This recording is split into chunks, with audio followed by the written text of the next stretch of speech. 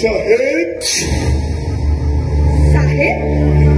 कौन साहेब ए আমাৰ মৰমৰ বাবু সাহেব নাই নাই দাদা আপোনাৰ ভুল হৈছে এও ডক্টৰ অবিনাশ হাজৰিকা আমাৰ বিখ্যাত ডক্টৰ আমাৰ কানে বাবু সাহেব বাবু সাহেব আমাক মিছিলাৰ ভাও নুচো নেকি আমি বৰ কষ্টত আছো বাবু সাহেব তুমি এইবোৰ কি কৈছা মই বুজা নাই তুমি নুবুজিলেও মই কিন্তু কিছু কথা বুজিবলৈ সক্ষম হৈছো তুমি এইবোৰ কি বুজিছা তোমালোকৰ মাজত দীৰ্ঘদিনৰ চিনাকি আছে আছে গভীৰ আনুগত্য নাই তেনেকুৱা একো নাই আছেনে নাই আৰু জয়া কৰিলে সকলো কথা ওলাই যাব চিধা মানুহ তোমাৰ দৰে পেটত কথা লুকাই থোৱা মানুহ নহয় বাবু সাহেব আৰু কৈ নিদিয়ে কিয় আৰে আমাৰ ঘৰখনৰ সৈতে থকা সম্পৰ্কৰ কথা আৰে ৰংপুৰৰ লখিমীৰ কথা তোমাৰ লণ্ডন যাত্ৰাৰ কথা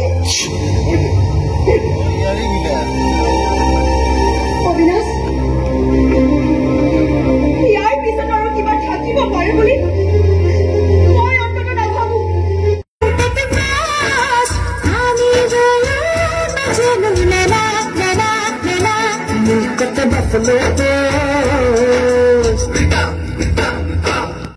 জানি বুঝি এতিয়া মই জলাজুইত চাপি দিব নোৱাৰো নহয় না মই জলাজুই নহয় কেৰাণী বাবু বনজুই খং উঠে এফালে পাছত বাঢ়ি বহি জানা কোন কথা চালে চা হয়তো চলে যাব পাৰে তুমি ঘৰ বস্তি মানুষ চা নহলে কিন্তু মই পুলিচ মাতিবলৈ বাধ্য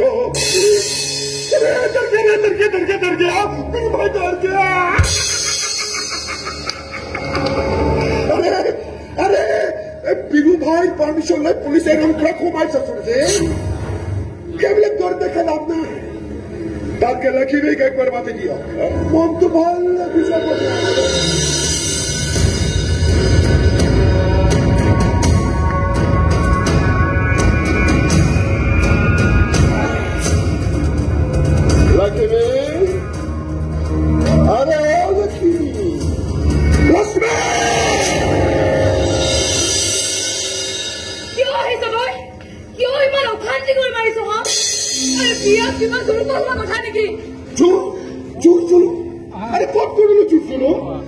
আমি তিনিখন নাটক কৰি আছো দুবদাৰ ৰংপুৰৰ লখিমী